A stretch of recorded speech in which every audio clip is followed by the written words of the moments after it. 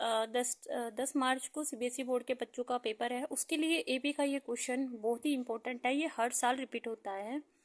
If m at term of AP is equal to 1 upon n and n at term of AP is equal to 1 upon n, then prove that m at term is equal to 1। तो उसके लिए सबसे पहले बच्चों हमारे पास term का formula क्या होता है, n टर्म का a n equal to A plus N minus के 1d। तो अगर हम m at टर्म की बात करें तो n की जगह क्या आ जाएगा m,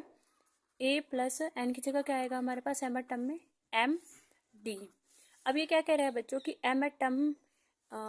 किसके इक्वल है 1 अपॉन एन के, तो हम इसकी जगह क्या रख देंगे 1 अपॉन एन, ए प्लस एम माइनस के 1 into D, equation number 1।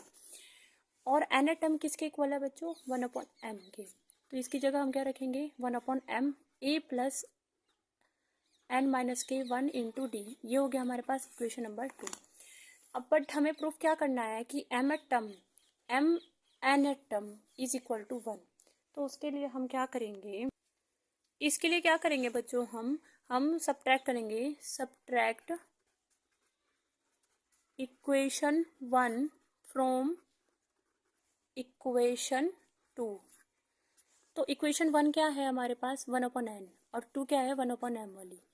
1 upon M minus 1 upon N equal to A plus N minus के 1 into D minus A plus bracket big बनाएंगे हम ए प्लस एम माइनस के 1 इंटू डी। तो यहाँ पर क्या आ जाएगा हमारे पास, इसको इधर ले जाइए एन एम माइनस के एम एम एन। अगर हम इस ब्रैकेट को सॉल्व करते हैं तो जो भी प्लस के साइन है वो जाके किसके हो जाएंगे माइनस के, plus minus minus M minus के 1 इंटू डी, एन माइनस के एम बटे में क्या आ जाएगा एम एन, माइनस के ए से माइनस का ए कट गया बच्चों, एन माइनस के 1 into D minus M minus के 1 इंटू डी, एन माइनस के एम बटे में हमारे पास क्या है एम एन। अगर हम इसको पूरे को सॉल्व कर देंगे एन डी माइनस के D minus M minus minus क्या आ जाएगा प्लस,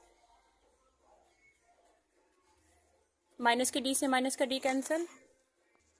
तो हमारे पास क्या आ जाएगा एन माइनस के एम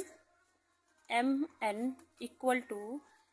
एन डी माइनस के एम डी। तो एन माइनस के M equal to M N, यहाँ से हम डी कॉमन ले लेंगे तो हमारे पास क्या आएगा एन माइनस के एम, एन माइनस के एम से एन माइनस के एम कट गया तो डी की वैल्यू क्या आ जाएगी बच्चों 1 बटा एम एन। अब क्या करेंगे हम जी, ये डी की वैल्यू 1 अपॉन एम एन आई है, इसको हम किसी भी इक्वेशन में पुट करके ए की वैल्यू निकाल लेंगे ताकि हमारे पास n m N eight term आ जाए। तो उसके लिए हम क्या करते हैं ना, put value of d in equation first comma we get 1 upon N equal to A plus N minus के 1, डी की वैल्यू क्या है हमारे पास 1 upon M n, 1 upon N equal to A plus अंदर इसकी हम मल्टीप्लाई कर देंगे 1 अपॉन एम एन।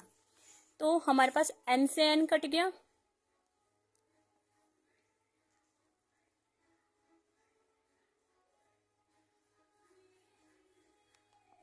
सॉरी बच्चों इक्वेशन 1 में हमारे पास यहाँ पर m था,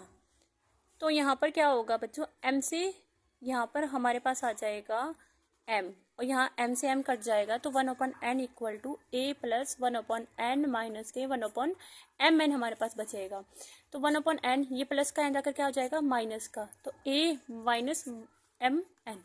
इससे ये कटा तो ए की वैल्यू हमारे पास क्या आएगी 1 अपॉन एम एन। अब हम निकालते हैं एम एट टर्म,